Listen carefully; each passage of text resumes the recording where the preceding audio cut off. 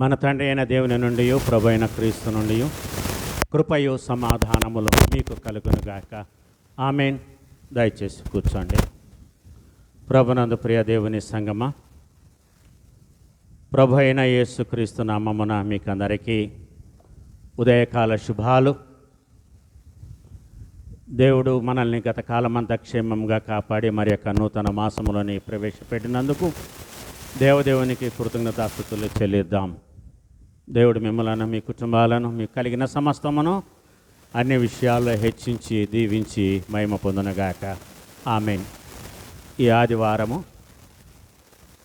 ప్రభువైన యేసుక్రీస్తు పునరుత్థానపు పండుగ తర్వాతి 5వ ఆదివారము. ఈ ఆదివారము కొరకు చదవబడిన లేఖన భాగాలు ఉన్నాయి. మొదటి వాక్యము ప్రవక్త అయిన యెషయా రాసిన గ్రంథము 55వ అధ్యాయము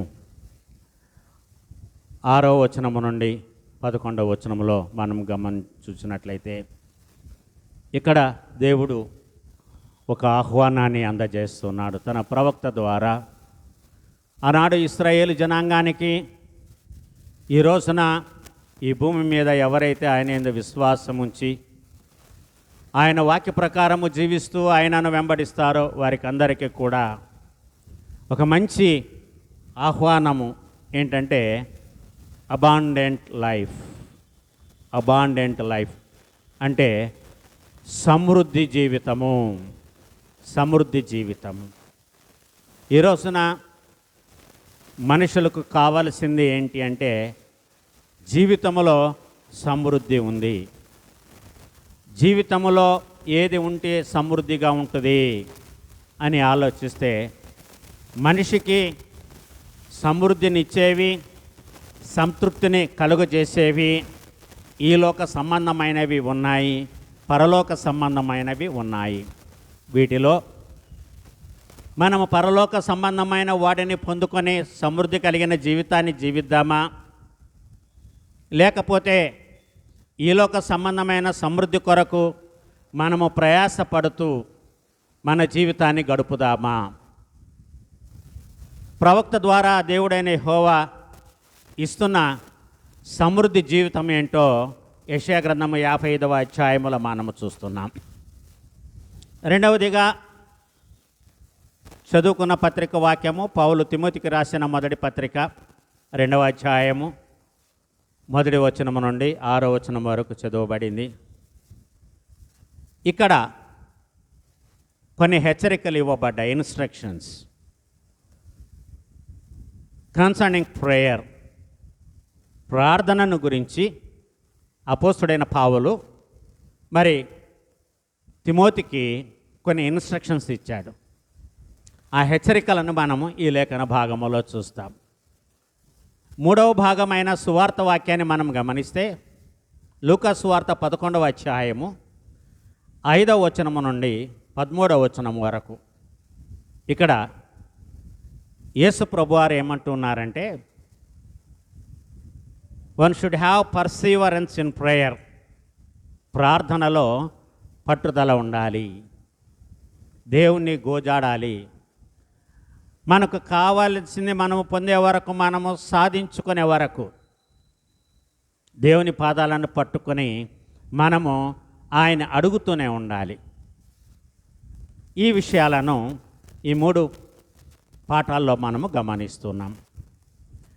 మరి ఈ ఆదివారానికి ఇవ్వబడినటువంటి పేరు రొగాటే. పునరుత్థాన పండుగ తర్వాత 5 ఆదివారాలకు ఒక్కొక్క పేరున్నాయి. ఈ యొక్క ఆదివారానికి ఇవ్వబడినటువంటి పేరు రొగాటే. లాటిన్ భాషలో నుంచి తీసుకున్నటువంటి పదము. దీని యొక్క అర్థము లిటానీ సప్లికేషన్. లిటానీ సప్లికేషన్ ఈ మాటకు అర్థాన్ని మనం గమనిస్తే ఇక్కడ ఒక ప్రార్థన, దేవుణ్ణి వేడుకోవడం, ప్రార్థనలో దేవుని సహాయము కొరకు వేడుకోవడం. మనము ఆదివారాలు దైవారాధనలో పాల్గొనినప్పుడు ఇటువంటి ఆరాధనలో విజ్ఞాపన కూడికల్లో, ఉపవాస కూడికల్లో మనము పాల్గొని సంఘమంతా మనము దేవుని యొక్క సహాయము కొరకు దేవుణ్ణి వేడుకోవాలి, దేవుణ్ణి ప్రార్థించాలి, దేవుణ్ణి అడగాలి. దాని ద్వారా సామూహిక ప్రార్థన స్థలాల్లో, ఇది సామూహిక ప్రార్థన స్థలము, గృహము సామూహిక ప్రార్థన స్థలము కాదు. ఇందులోకి ఎవరైనా రావచ్చు. ఇక్కడ ఎవరికి కూడా ఆటంకం అనేది లేదు. The doors of the church are open to anybody. ఎవరిని కూడా మనము లోపలికి రాకుండా ఆటంకపరచకూడదు. ఒకవేళ మనం ఎవరినైనా దేవాలయంలోనికి ప్రార్థన చేయడానికి వచ్చేవారిని ఎవరినైనా మనము ఆటంకపరిస్తే దానికి మనము మూల్యాన్ని చెల్లించుకోవాల్సి ఉంటుంది. మనము దైవోగ్రతకు లోను కావలసి ఉంటుంది. కాబట్టి ఇటువంటి సామూహిక ప్రార్థన స్థలాల్లో సంఘమంతయు ఒక కుటుంబముగా ఏక మనసుతో, ఏక హృదయముతో, ఏక స్వరముతో దేవుణ్ణి మొరపెట్టుకోవాలి. కాబట్టి అన్నారు rogate prayer asking God's help as part of a religious service, as a part of religious service. ఒక విషయమై ఇద్దరు భూమి మీద ఏకీభవించి ప్రార్థన చేస్తే పరలోకమందున్న నా తండ్రి చిత్త ప్రకారము అది నెరవేరుతుంది, దేవుడు జరిగిస్తాడు అని యేసు ప్రభు వారు చెప్పిన మాట మనకందరికీ కూడా జ్ఞాపకము ఉన్నది. కనుక ప్రభునందు ప్రియ దేవుని సంగమా, చదువుకున్న ఈ యొక్క 3 పాఠాల యొక్క సారాంశాన్ని మనము గమనిస్తే, మరి పాత నిబంధనలోనికి వెళ్ళినట్లయితే యెషయా గ్రంథము 55వ అధ్యాయము 6వ వచనములో ఇక్కడ దేవుడైన యెహోవా సెలవిస్తున్న మాట ఏంటంటే, యెహోవా మీకు దొరకు కాలమందు ఆయనను వెదకుడి. 2 భాగాలు ఉన్నాయి వచనములో. యెహోవా మీకు దొరకు కాలమందు ఆయనను వెదకుడి. 2వ భాగము, ఆయన సమీపములో ఉండగా ఆయనను వేడుకొనుడి. వెదకండి, వేడుకొనండి. Search God when he is available అని, ask God when he is closer to you. ఇక్కడ నియరు, క్లోజరు అనే పదానికి అర్థం వ్యత్యాసం చాలా ఉంది.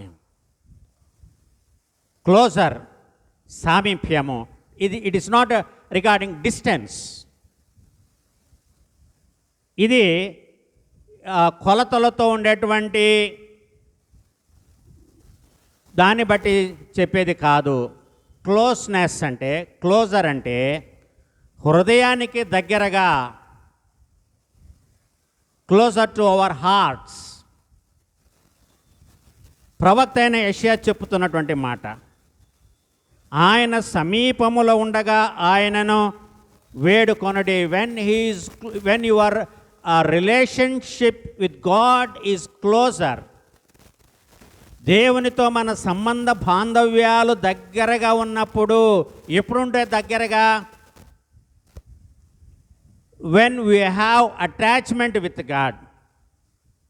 ఒక వ్యక్తికి మనము ఎప్పుడు దగ్గర అవుతామో, హృదయానికి దగ్గరగా ఉన్నప్పుడు, నా పక్కన నిలబడినప్పుడు కాదు, లేకపోతే నేను మీ పక్కన నిలబడినప్పుడు కాదు.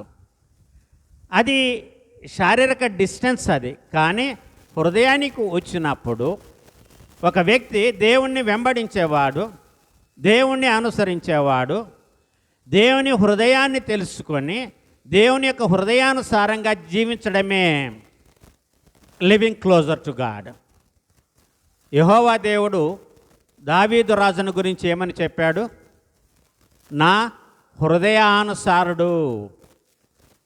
దేవుని యొక్క హృదయాన్ని గమనించి అనుసరించి జీవించినవాడు రాజైన దావీదు. అందుకని ఇక్కడ యెషయా ప్రవక్త అంటున్నాడు, మనం ఏ మీనింగ్ అయినా తీసుకోవచ్చు. ఆయన సమీపములో ఉండగా ఆయనను మీరు వెదకండి. ఎక్కడున్నాడు? నా కుడి పక్కన వైపు గలీలో ఉన్నాడా, లేకపోతే నా ఎడమ వైపున గలీలో ఉన్నాడా? కుడివైపున ఉన్నాడు అన్నప్పుడు ఎడమ వైపున ఉన్నవారు కుడివైపుకు రావాలి. అవునా? నా వెనుక చర్చి వెనకాల ప్రభు ఉన్నాడు అన్నప్పుడు ముందున్న వారందరూ కూడా వెనక్కు వెళ్ళాలి. దిస్ ఇస్ నాట్, అది కాదు. హృదయాలు కలిస్తే, దేవుని మనసుతో మన మనస్సు, దేవుని హృదయముతో మన మనస్సు కలిస్తే, దేవుడు అదృశ్య స్వరూపి. అవునా? ఆయన అదృశ్యుడు, ఆయన ఆత్మస్వరూపి. అందుకనే ఇర్మీయా గ్రంథంలో కూడా ఒక వచనం ఉంది, ఒక వాక్యం ఉంది. ఏమి ఆ మాట అంటే, కేవలం నేను దగ్గరుండి చూచే దేవుణ్ణా, దూరంగా ఉండి చూచే దేవుణ్ణి కాదా? God questions his people. Do you think that I listen only to you when I'm closer to you, when I'm near to you? Sorry, closer కాదు, నియర్ టు యూ. దగ్గర ఉన్నప్పుడే, అంటే మీకు కనపడినప్పుడే మీ మాటలు వింటాను అనుకుంటున్నారా? నేను మీకు దూరంగా ఉన్నప్పుడు, when I'm far away from you, in distance, ఆయన ఆకాశ మేఘారూరుడై వచ్చును. ఎక్కడో ఉన్నతమైన అత్యున్నతమైన సింహాసనం మీద ఆయన ఆసీనుడై ఉన్నాడు. 2 వారాల తర్వాత చదువుకుంటాం యెషయా గ్రంథం 6వ అధ్యాయంలో. అది ఆ రోజు చెప్తాను. వేర్ గాడ్ ఈజ్ డ్వెల్లింగ్, ఇదే యెషయా ప్రవక్త చెప్తాడు. త్రితుపు పండుగ రోజు ధ్యానం చేసుకుంటాం. సో నేను దానిలోనికి వెళ్ళాను. కానీ ఇక్కడ ఈ యెషయా గ్రంథం 55వ అధ్యాయం 6వ వచనం యొక్క 2 భాగాల్లో the time and the closeness, ఈ రెండిట్లో కూడా మనలో జాప్యము కలిగితే, డిఫరెన్స్ వస్తే, we cannot reach the time and we cannot be closer to God, either to anyone. ఇదే అనుకూలమైన సమయం. ఎందుకు ఈ మాట ఒత్తి పలుకబడింది, ఎంఫసైజ్ చేయబడింది? This is the right time. జీవితంలో కొన్ని నిర్ణయాలు తీసుకునేటప్పుడు ఒక సమయం కొరకు మనము ఎదురు చూస్తాం. యు ఆర్ లేట్ అని అనిపించుకోకూడదు. చాలా ఆలస్యం అయిపోయింది. ఎవరంటారు ఈ మాట?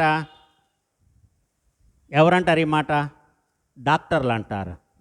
ఆలస్యంగా వచ్చారు. You would have come earlier.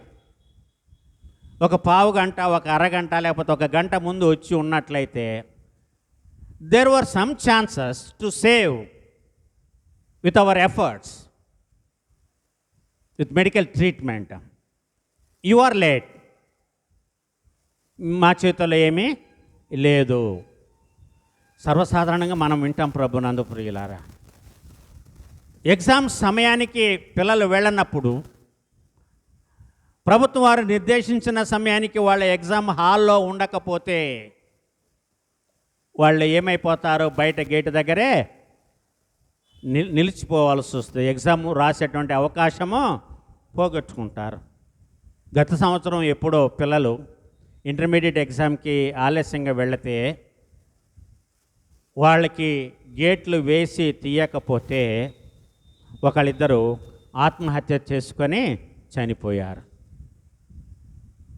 వాళ్ళ ఆలస్యము ఎవరు ఎన్ని చెప్పినా ప్రభుత్వం తీసుకున్న ఆ యొక్క నిర్ణయానికి ఏ ఆలస్యమైనా ప్రభుత్వం దానిని పరిగణలోనికి తీసుకోదు. నేను వచ్చే మార్గంలో ట్రాఫిక్ ఎక్కువగా ఉందనో, నేను వస్తూ ఉంటే ఒక యాక్సిడెంట్ అయ్యి 2-3 చనిపోయారా అని చెప్పినా, టైర్ పంచర్ అయిందని చెప్పినా ప్రభుత్వము దానిని పరిగణలోనికి తీసుకోదు.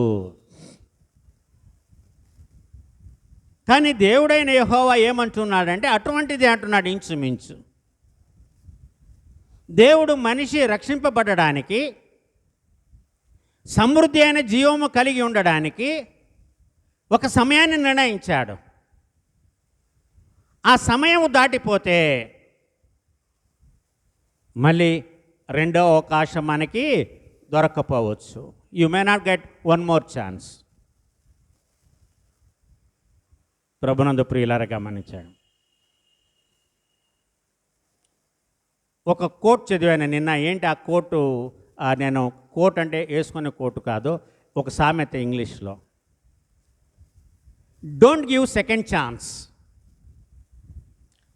If you give second chance, you are giving an extra bullet to the person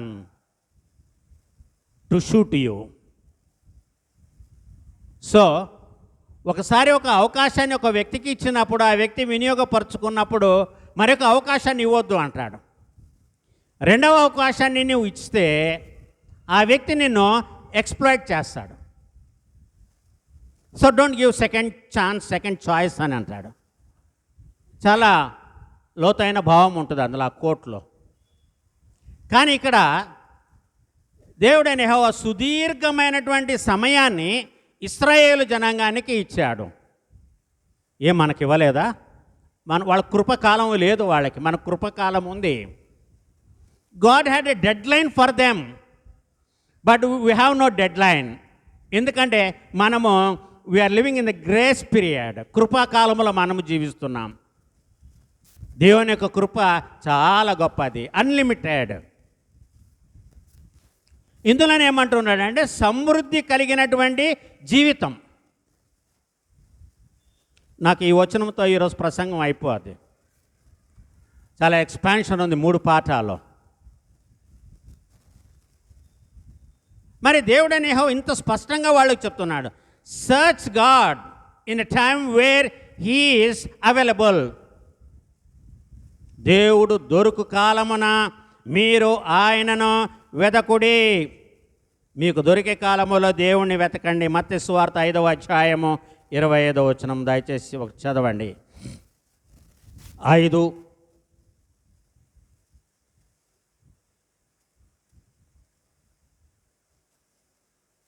చదువుతున్నారా? 25.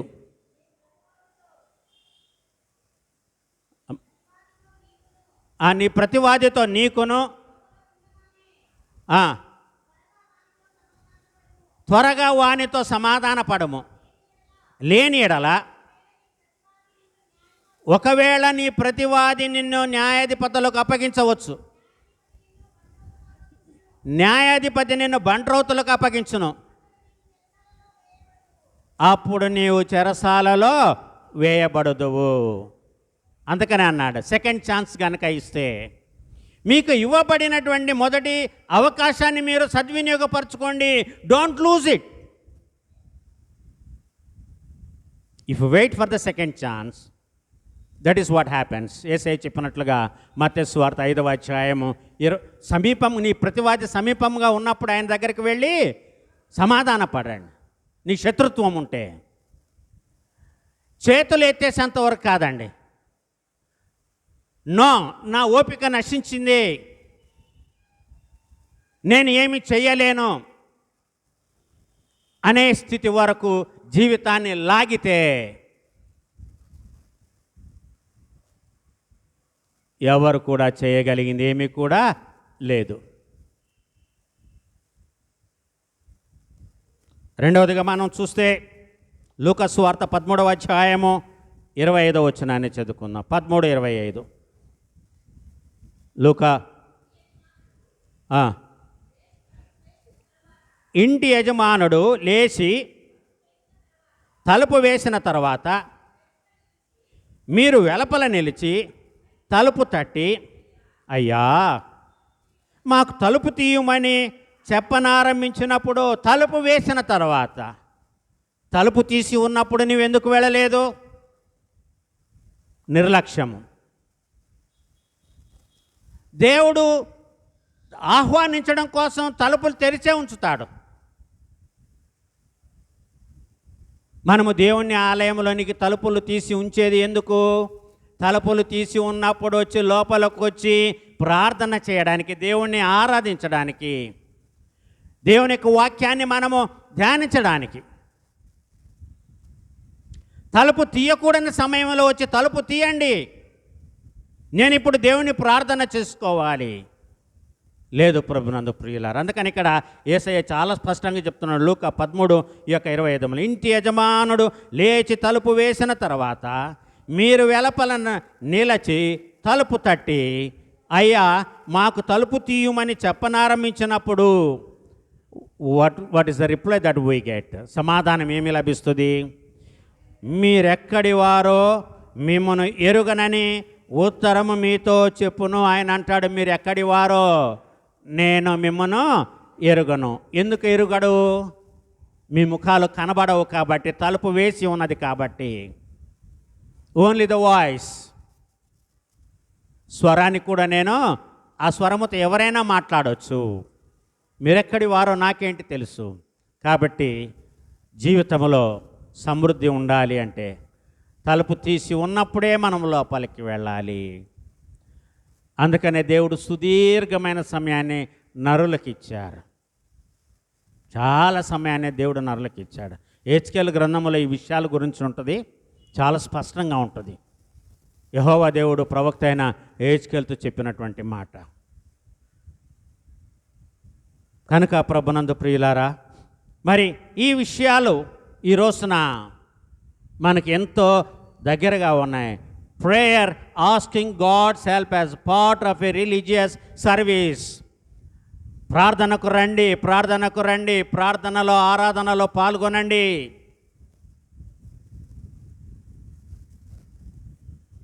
మీరిచ్చే అర్పణల కోసం కాదు, దేవుడికి అక్కర్లేదు. మీరిచ్చే కానుకలు కాదు. తలుపు వేయకుండా మీరు బయట ఉండిపోతే అది దేవుడికి ఇష్టం లేదు. కాబట్టి ఒక సమయం అనేది నిర్ధారించబడింది. జీవితంలో ప్రతిదానికి ఒక సమయం ఉంది.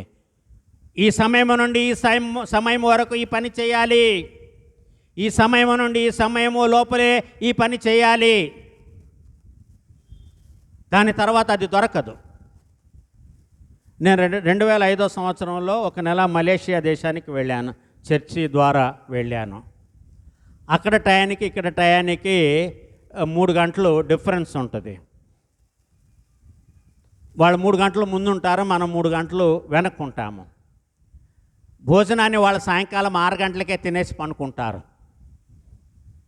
భోజనాన్ని, రాత్రి భోజనాన్ని 6 గంటలకు తినేస్తారు. 7 గంటలకి అన్ని అంట్లు గింట్లు అన్నీ తోమేసి కిచెన్ రూమ్ తాళం వేసేస్తారు. హాస్టల్స్లో, స్కూల్స్లో, కాలేజెస్లో.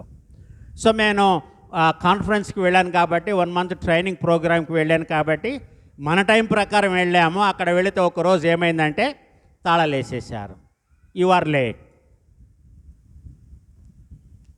మళ్ళీ ఆ రాత్రంతా నిద్రపోయి పొద్దున్నే లేచి, మన సమయానికి వాళ్ళ సమయానికి 3 గంటలు వ్యత్యాసం ఉన్నది కాబట్టి మరి మనం చాలా ఎర్లీగా తిన్నట్టే. కానీ తప్పదు, వాళ్ళు పెట్టినప్పుడే మనము తినాలి. అది వాళ్ళ రూల్స్, అది వాళ్ళ కండిషన్స్, అవి వాళ్ళ సిస్టమేటిక్ లైఫ్, అది వాళ్ళ క్రమశిక్షణ. అది ఎప్పుడు పడితే అప్పుడు ఇంటికి వచ్చి వంటగదిలోకి వెళ్ళి అన్ని కెలికి వేసుకొని తినడం కాదు. ఏముంటాయంటే అన్నీ డైనింగ్ టేబుల్ కూడా తుడిచి ఉంటుంది. ఉండదు అక్కడ. మనకులాగా మిగుల్చుకోరు వాళ్ళు. అట్లాగే డైనింగ్ టేబుల్ మీద వంటగదిలో పెట్టరు వాళ్ళు. That is systematic life. అందుకని ఇక్కడ యెషయా ప్రవక్త అంటున్నాడు, మీకు యెహోవా మీకు దొరకు కాలమునందు ఆయనను వెదకుడి. యోహాను సువార్త 7వ అధ్యాయము 34వ వచనం. 7:34. మీరు నన్ను వెదకుదురు కానీ నన్ను కనుగొనరు. నేను ఎక్కడ ఉందునో అక్కడికి మీరు రాలేరు. యేసు ప్రభువారు చెప్తున్నాడు. అక్కడ చాలామంది ఉన్నారు, ఆయన్ని చంపాలనుకున్నటువంటి వాళ్ళు ఉన్నారు, చాలామంది ఉన్నారు, శాస్త్రులు, పరిసయ్యులు. యేసు ప్రభువారు అంటున్నారు, మీరు నన్ను వెదకుదురు కానీ నన్ను కనుగొనరు. ఎందుకు కనుగొనం ఆయనను వెతికితే? మరి ఎందుకు యేసయ్య మత్తయి సువార్త 7వ అధ్యాయం 7వ వచనంలో అడుగుడి మీకు ఇవ్వబడును, వెదకుడి మీకు దొరుకును, తట్టుడి మీకు తీయబడును అని అన్నాడు? అక్కడ టైం బాండ్ ఇవ్వలేదే దేవుడు. యేసయ్య టైం బాండ్ చెప్పాడా? అడగండి అన్నాడు. So there is no time bound. వెతకండి, there is no time bound. తట్టండి, ఎప్పుడు పడితే అప్పుడు వచ్చి తలుపు తీయమంటే ఎవరైనా ఊరుకుంటారా? ఈరోజు సువార్త వాక్యం అదే. ఈరోజు సువార్త వాక్యము అదే.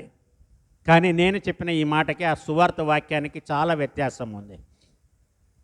అక్కడేమంటాడంటే అక్కడ కూడా మనం గమనించేది ఏంటంటే ఒకసారి చూద్దాము. లూకా సువార్త 11వ అధ్యాయము 5వ వచనం నుండి 13వ వచనం వరకు మనము ఇక్కడ చదువుకున్నాం. ఇక్కడ ఏమంటే, ఎవనికైనా ఒక స్నేహితుడుండగా అతడు అర్ధరాత్రి వేళ ఆ స్నేహితుని యొద్దకు వెళ్ళి, స్నేహితుడా నాకు 3 రొట్టెలు బదులిమ్ము, నా స్నేహితుడు ప్రయాణము చేయొచ్చు మార్గములో నా యొద్దకు వచ్చి ఉన్నాడు, అతనికి పెట్టుటకు నా యొద్ద ఏమీ లేదని అతనితో చెప్పిన ఎడల, అతడు లోపటనే ఉండి తను తొందర పెట్టవద్దు, తలుపు వేసి ఉన్నది, నా చిన్నపిల్లలు నాతో కూడా పండుకొని ఉన్నారు, నేను లేచి ఇయ్యనని చెప్పునా. అతడు తన స్నేహితుడైనందున లేచి ఇయ్యకపోయినను, అతడు సిగ్గుమాలి మాటి మాటికి అడుగుట వలన నేను లేచి అతనికి కావలసినవన్నీ ఇచ్చునని మీతో చెప్పుచున్నాను. ఇక్కడ టైం అని చెప్పట్లేదు, ఇక్కడ మనుషులను బట్టి కాదు, అధికారులను బట్టి కాదు. దేవుని దగ్గరికి వచ్చేవాళ్ళు, రక్షణ కోరుకునేవాళ్ళు, పాప క్షమాపణ కోరుకునేవాళ్ళు ఏ స్థితిలో ఎప్పుడైనా దేవుని దగ్గరికి వచ్చినా దేవుడు వారిని క్షమించడానికి, వాళ్ళని చేర్చుకోవడానికి దేవుడు సిద్ధంగా ఉన్నాడు.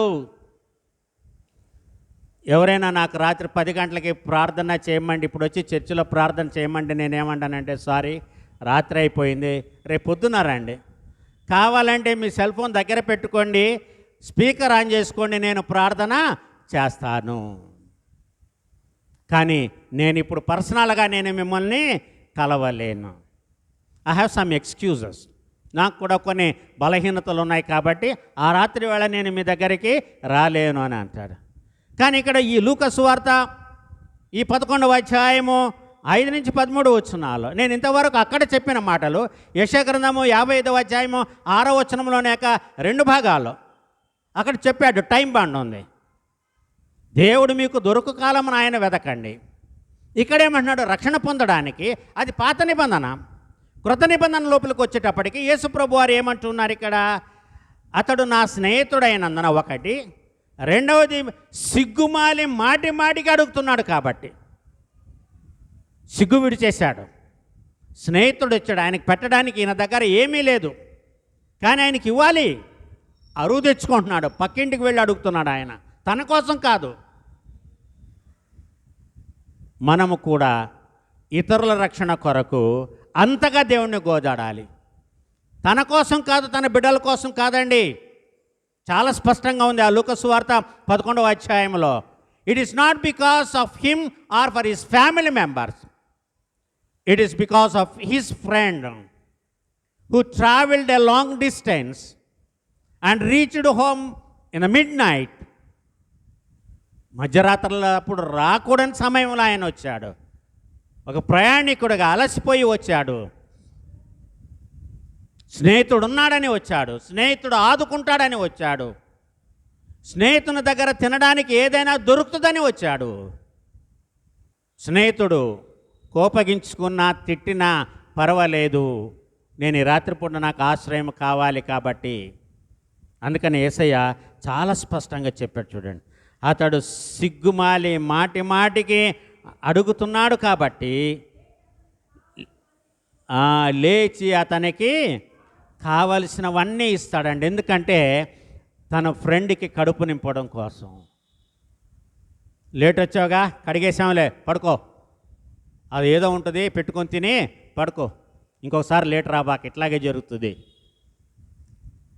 ఇవి మన మాటలు అవసరం కావాలి, అవి దట్ ఈస్ ఫర్ డిసిప్లిన్, క్రమశిక్షణ కొరకు.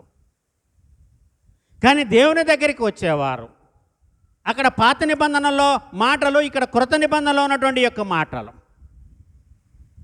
ఏమంటున్నాడు ఇక్కడ, పర్సీవరెన్స్ ఇన్ ప్రేయర్, పట్టుదల, గోజాడాలి, దేవుణ్ణి విసికించాలి. ఎంతవరకు? నీవు అడిగింది పొందే వరకు. అడుగుచున్నామో దేవా కడుదయనుగావా, అడుగుచున్నామో దేవా కడుదయనుగావా, చెడుగులమైనా మేము నిన్నడుగుటకు మే బిడియమందము, అడుగుడి మీకే నన్నుచు ఆన తెచ్చిన వాగ్దానముగా నేను అడుగుచున్నామో దేవా కడుదయనుగావా వేడుగలరగా గూడి నిన్ను కొని యాణి అడిగెడు నీదు భక్తుల వేడుగలరగా గూడి నిన్ను కొని యాణి అడిగెడు నీదు భక్తుల గోడుగని దయ తోడనెప్పుడు వీడక నెరవేర్తువని నిన్ అడుగుచున్నా మో దేవా కడుదయను గావా సారె సారెకు నిన్ను విడచి ఘోర దురితపు భారమందు సారె సారెకు నిన్ను విడచి ఘోర దురితపు భారమందు చేరి నిన్ను మర చితిమి గదమా క్రూరత నెడ బాపు మని నిన్ అడుగుచున్న మో దేవా గావా ధరణి పైని మరణమయ్యడు తరుణమందో కరుణ కలిత ధరణి పైని మరణమయ్యడు తరుణమందో కరుణ కలిత పరమపురము నందు చేరి వరసుఖంబులను భావింప అడుగుచున్న మో దేవా కడుదయను గావా ఎందుకు అడుగుతున్నాము దేవుణ్ణి?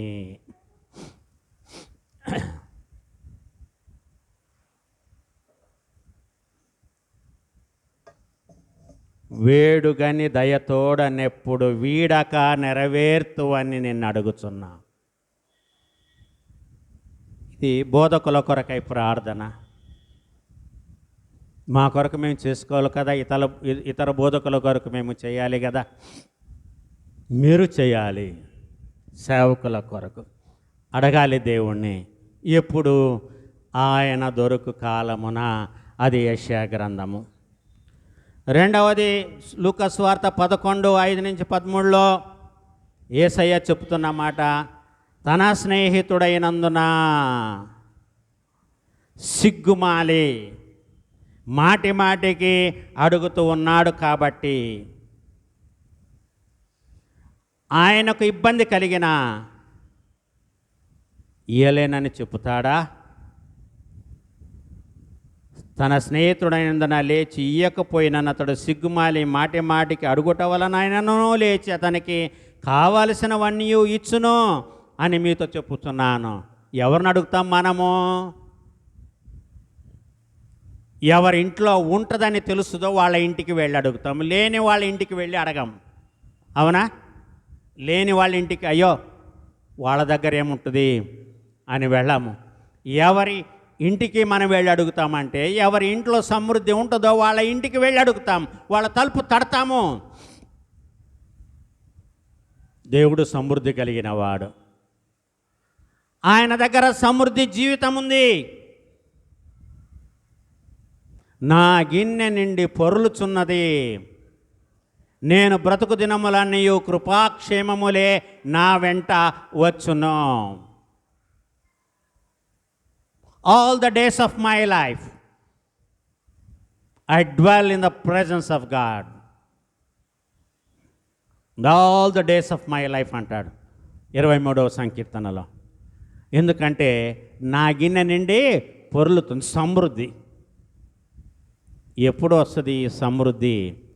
యెషయా గ్రంథము 55వ అధ్యాయము 6వ వచనాన్ని బట్టే. ప్రభునందు ప్రియులారా, నన్ను మన్నించండి, మిగతా 2 పాఠాలకి మిగతా వచనాలకు కూడా నేను న్యాయం చేయలేకపోతున్నాను. అందుకని అంటాడు, గత వారం మనం చదువుకున్నటువంటి పత్రిక వాక్యంలో, దేవుడు తన స్వభావానికి విరుద్ధంగా ఏది కూడా అయినా చేయడు. God never does against his nature. స్వభావము, నీకు ఒక స్వభావం ఉంది, నాకు కూడా స్వభావం ఉంది. మన స్వభావానికి విరుద్ధంగా మనం ఏదైనా చేస్తున్నామా? దానికి ఏమంటాడంటే 7వ వచనములో యెషయా ప్రవక్త, భక్తిహీనులు తమ మార్గమును విడువవలెను, దుష్టులు తమ తలంపులను మానవలెను, వారు యెహోవా వైపు తిరిగిన ఎడల ఆయన వారి యందు జాలిపడును. జాలి పుట్టించండి దేవునికి. దేవునికి మనం ఏం పుట్టించాలి? మన ఎడల జాలి కలిగేట్లుగా మనం చేయాలంట. కోపం కలిగేట్లుగా మనం నడుచుకోకూడదు, చేయకూడదు. దేవుడికి మన ఎడల జాలి కలగాలంతే. తల్లిదండ్రులకు బిడ్డల ఎడల జాలి కలగాలి కానీ కోపం కలగకూడదు, రౌద్రము కలగకూడదు. జాలి కలగాలి. పిల్లల్ని చూస్తే తల్లిదండ్రులకు జాలి కలగాలి. ముఖంలో ఉన్న అమాయకత్వాన్ని చూసా, వాళ్ళ స్వరాన్ని చూసా, లేకపోతే వాళ్ళ స్థితిని చూసా, దేవుడు ఇవన్నీ చూస్తాడు. మీరు చెడ్డవారయ్యుండి మీ పిల్లలకు మంచి ఈవులను ఎరిగి ఉండగా పరలోకమున్న మీ తండ్రి మీరు అడిగితే అంతకంటే మంచి ఈవులను ఇస్తాడు. మీరు చెడ్డోళ్ళు అంటున్నాడు. మీరు చెడ్డోళ్ళు అయ్యుండి మీ పిల్లలకు మంచి ఇవ్వాలని మీరు కోరుకుంటున్నారు. That is the nature of parents. పిల్లలు గుర్తుపెట్టుకోవాలి, తెలుసుకోవాలి. నేను చెడ్డవాడినే, నా స్వభావం చెడ్డదే, నా మనస్సు చెడ్డదే, కఠినుణ్ణే, కానీ నా పిల్లలు నన్ను అడిగిన వెంటనే కరిగిపోతాను. అవన్నీ ఉంటాయి, కానీ పిల్లలు అడిగారు కాబట్టి నేను ఎఫర్ట్లెస్సా, నేను పెట్టగలనా పెట్టలేనా, లేకపోయినా వాళ్ళకి ఇవ్వడం కోసం నేను పోరాడతాను, పని చేస్తాను. నేను అనేది ఒక ఎగ్జాంపుల్గా చెప్పాను. నేను ఒక్కడనే కాదు, ఇక్కడ తండ్రి స్థానంలో ఉన్న ప్రతి ఒక్కరు, తల్లి స్థానంలో ఉన్న ప్రతి ఒక్కరు అయితే కోరుకుంటారు. అదే దేవుడు కూడా కోరుకుంటున్నాడు ఇక్కడ.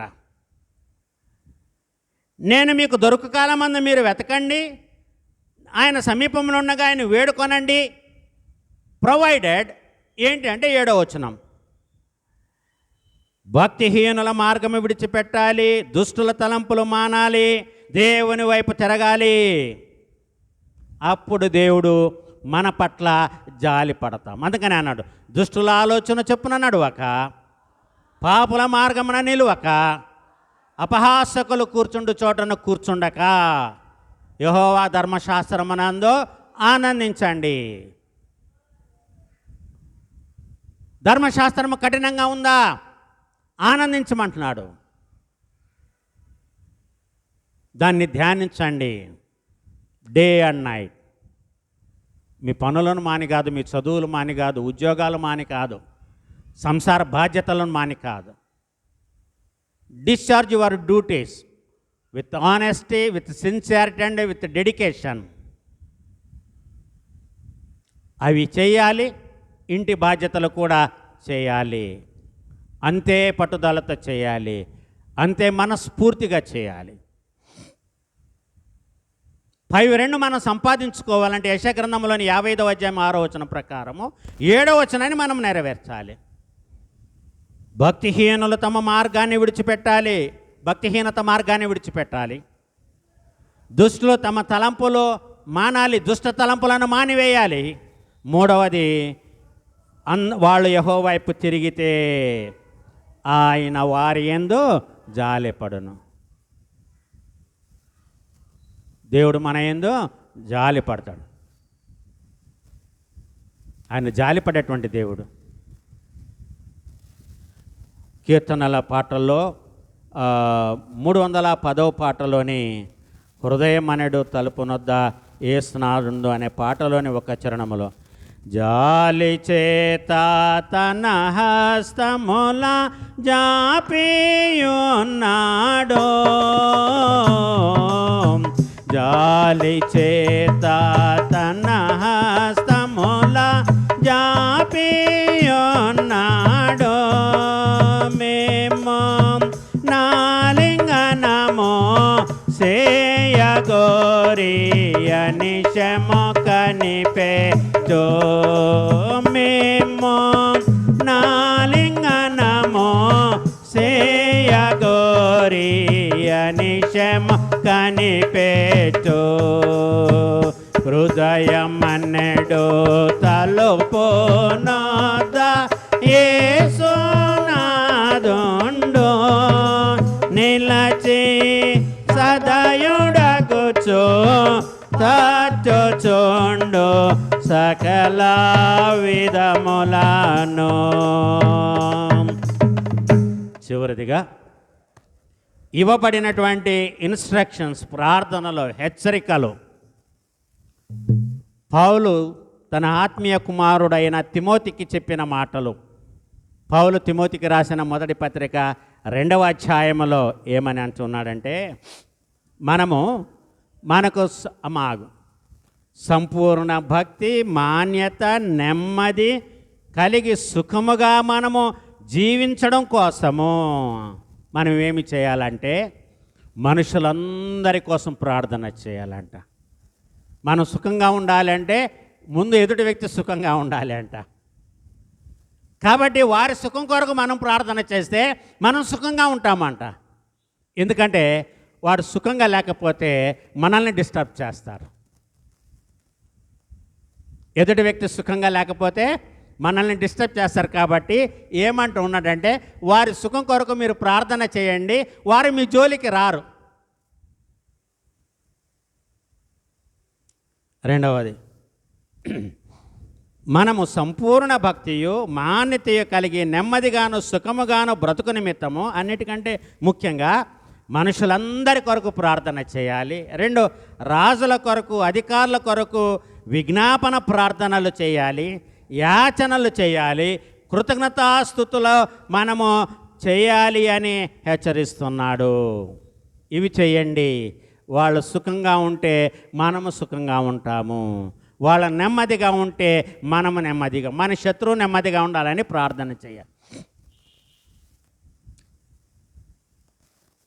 మనకిష్టం లేని వాళ్ళు నెమ్మదిగా ఉండాలని ప్రార్థన చేయండి. మన జోలికి రారు, ఎందుకంటే వాళ్ళ నెమ్మది ఉంది కాబట్టి.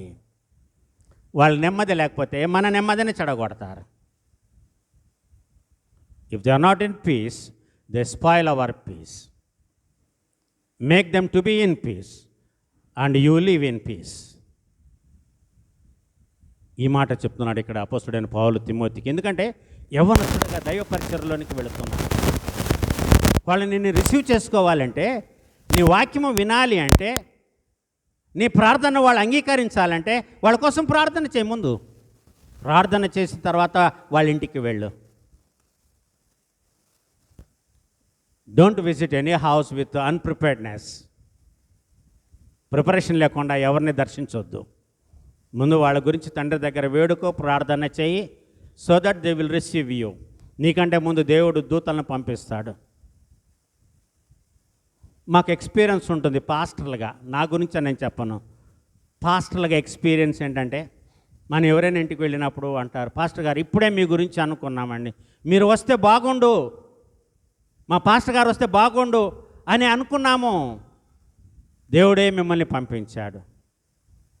Yes, that is the experience of the pastors. మా అనుభవం అది. కొన్ని సందర్భాల్లో అంటారు, ఈ వాక్యం నాకే చెప్పినట్టుగా ఉంది. థ్యాంక్ యూ పాస్టర్ గారు. దాన్ని విమర్శించే వాళ్ళు కూడా లేకపోలేదు.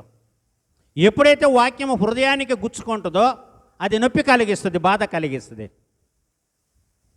దాన్ని మీరు సద్విమర్శగా తీసుకోరు. మమ్మల్నే కావాలని అన్నాడు, మమ్మల్ని ఉద్దేశించే అన్నారు.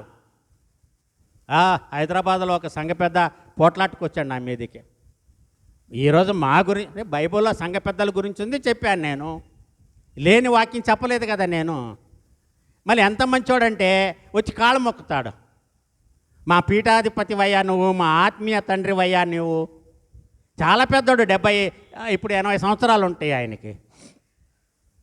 కాళ్ళు మొక్కేదే వచ్చి ఇట్లా వాక్యం చెప్పినప్పుడే మమ్మల్ని గురించి అన్నావు. వెన్ ఇట్ ఈస్ గుడ్, మంచిదైనప్పుడు టేక్ ఇట్ పాజిటివ్, తీసుకోండి. నువ్వు దాన్ని నెగిటివ్గా తీసుకున్నావు అంటే you are living in a negative condition. నువ్వు వాక్యాన్ని సద్విమర్శ చేయలేకపోతున్నావంటే నీలో లోపం ఉంది. నువ్వు దాన్ని అంగీకరిస్తున్నావంటే when you are receiving it, your heart is plain and pure. అందుకనే పౌలు తిమోతి అంటున్నాడు, మీరు ఈ విధంగా ప్రార్థన చేయని నేను నిన్ను హెచ్చరిస్తున్నాను. ఇది హెచ్చరిక.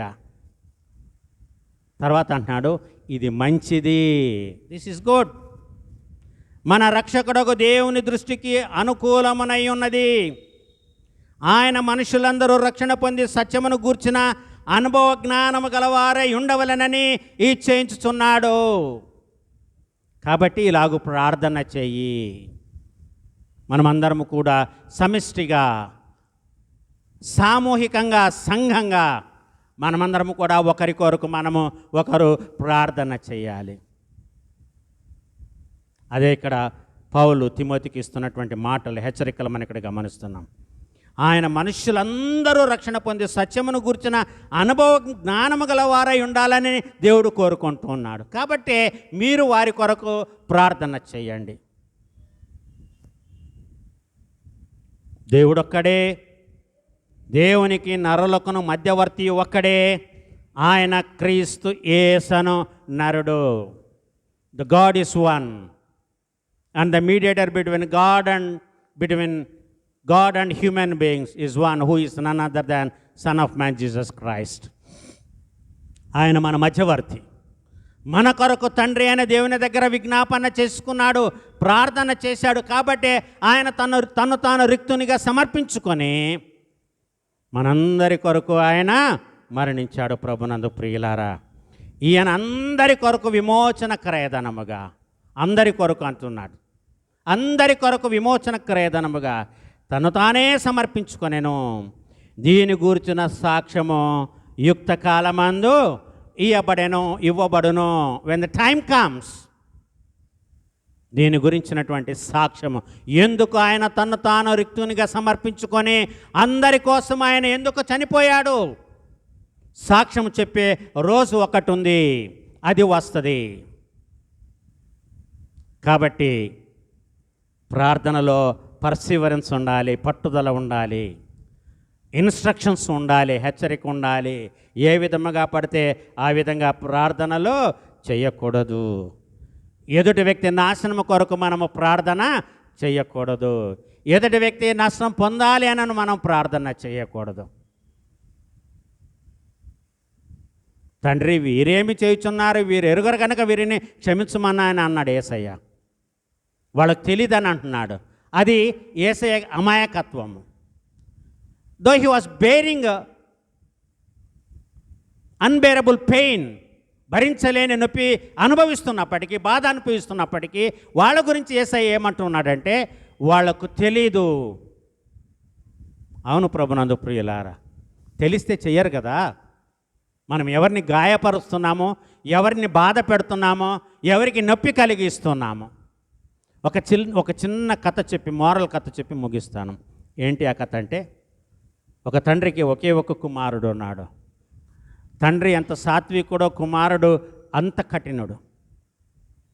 ప్రతి ఒక్కరి దగ్గరికి వెళ్ళి గొడవ పడేటువంటి నేచర్ కుమారుడిది. అందరి హృదయాలను గాయపరిచే నేచర్ కుమారుడిది. చాలామంది వెళ్ళి తండ్రికి చెప్పుకున్నారు, తమ గోడు వినిపించారు. అయ్యా, మీ కుమారుని ద్వారా మేము ఇంత నష్టపోతున్నాము, మమ్మల్ని చాలా బాధ పెడుతున్నాడు, ఇబ్బంది పెడుతున్నాడు, మేము ఆ నొప్పి, ఆ బాధ భరించలేకపోతున్నాము. తండ్రి ఆలోచించాడు, ఏమి చేయాలి, వాళ్ళని కాపాడాలి, కుమారుని కూడా కాపాడుకోవాలి. శిక్షించి కాదు, దండించి కాదు, మంచితో తన కుమారుణ్ణి తాను కాపాడుకోవాలి. ఆలోచించాడు. తెల్లవారింది. కుమారుడు చెప్పాడు, నాయన సిద్ధపడిరా, మనం కలిసి ఈ రోజున బ్రేక్ఫాస్ట్ చేద్దాం, టిఫిన్ తిందాం. కుమారుడికి వింతగా ఉంది. వెళ్ళాడు, తండ్రి చెప్పినట్టుగా సిద్ధపడి వచ్చాడు. డైనింగ్ టేబుల్ దగ్గర కూర్చున్నారు, టిఫిన్ తిన్నారు. తండ్రి ఒక మూటను పెట్టాడు కుమారుడు ఎదురుగా డైనింగ్ టేబుల్లో. ఆ మూట విప్పాడు. మూట విప్పితే ఆ మూటలు ఏమున్నాయంటే పెద్ద పెద్ద మేకులు ఉన్నాయి, లావుటి మేకులు ఉన్నాయి, 5-6 అంగుళాల మేకులు, పొడవుండే మేకులు, బలమైన మేకులు ఉన్నాయి. అంతే బలమైన సుత్తి ఉంది ఆయన దగ్గర.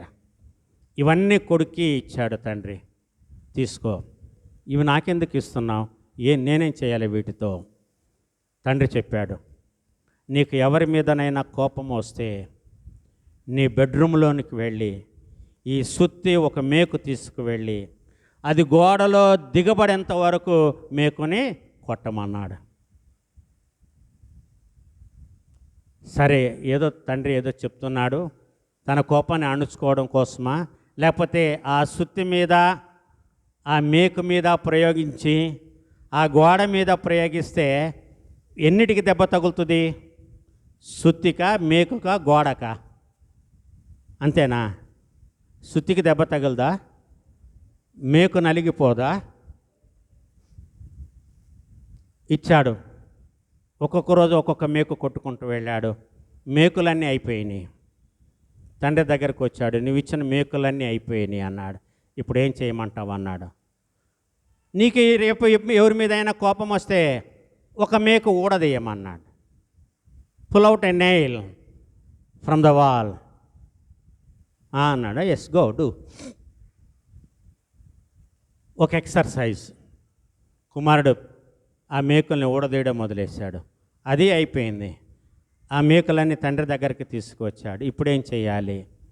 నీకు మళ్ళీ కోపం వస్తే ఒక రంధ్రాన్ని పూడ్చివేయి. ఎలాగ పూడ్చివేయాలి? నువ్వు మేకు కొట్టిన గుర్తు అందులో ఉండకూడదు. ఇది ఎట్లా సాధ్యము? సాధ్యం, చెయ్యి. No, it is not impossible. నువ్వు ఒక వ్యక్తిని గాయపరుస్తున్నావే, మరి ఆ వ్యక్తి యొక్క గాయాన్ని నువ్వు మాన్పించే శక్తి నీకు దగ్గర ఉందా? నీ సుత్తితో, నీ మేకుతో నీవు నీ గదిలోని గోడకు రంధ్రం చేసి దాన్ని పూడ్చివేయలేకపోతున్నావు కదా. ఒక వ్యక్తికి ఇబ్బంది పెట్టి, ఒక వ్యక్తిని ఆయాసపరిచి, బాధపరిచి, మరి నువ్వు దాన్ని తీసివేయగలవా ఆ యొక్క హృదయంలో నుంచి? ఇది అసాధ్యమైనప్పుడు, అది అసాధ్యమైనప్పుడు నువ్వు అంటున్నావు కాబట్టి మరి నీ గురించి ప్రజలు ఏమనుకుంటున్నారు? How they treat about you? ఆలోచించుకో. నీకు అధికారం లేదు. ఒక వ్యక్తిని గాయపరిచే అధికారం నీకు లేదు. అందుకని యేసయ్య అన్నాడు, తండ్రి వీరేమి చేయుచున్నారో వీరెరుగరు. ఆ గాయాలైతే మిగిల్చారు, కానీ యేసయ్య చేతుల్లో, కాళ్ళలో, పక్కలో ఉన్న గాయాలని ఎవరు కూడా మాన్పివేయలేరు. ఈవెన్ తండ్రి కూడా వాటిని మానిపోయేలా అట్లాగే ఉన్నాయి. ఆ గాయాలు అట్లాగే ఉన్నాయి. బికాస్ ఆఫ్ యువర్ సిన్,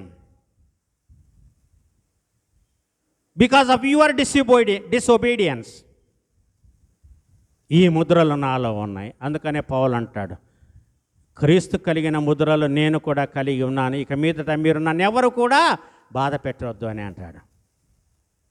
ప్రభునందు ప్రియులారా, ఆ పిలుపు, ఆ యొక్క ఆహ్వానము అబాండెంట్ లైఫ్ కొరకు, సమృద్ధి జీవితం కొరకు దేవుడిచ్చినటువంటి ఆ యొక్క హెచ్చరికలు ఈ యెషయా గ్రంథం 55వ అధ్యాయంలోని 6-7 వచనాల ప్రకారం. అందుకని అన్నాడు, నా ఆలోచనలు మీ ఆలోచనల కంటే నా ఆలోచనలు, మీ తలంపుల కంటే నా తలంపులు అన్రీచబుల్ అన్నాడు. You cannot reach God. దేవుణ్ణి మనం ఎవరం కూడా అందుకోలేము.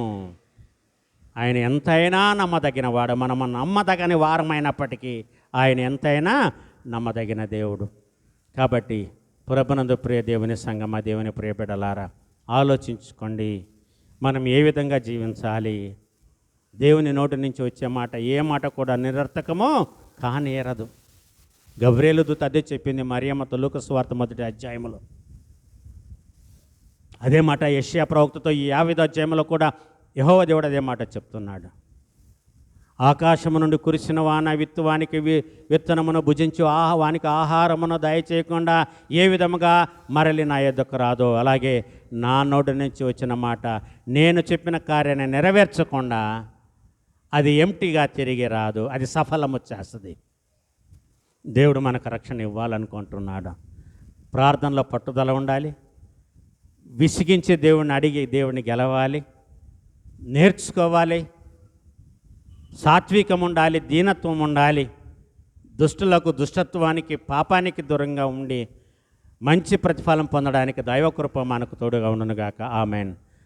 సమస్త జ్ఞానం మనకు మించిన దేవునికి సమాధానము యేసుక్రీస్తు వలన మీ హృదయములకు మీ తలంపులకు కావలి ఉండునుగాక. ఆమెన్. దేవానాయందో శోధ హృదయమో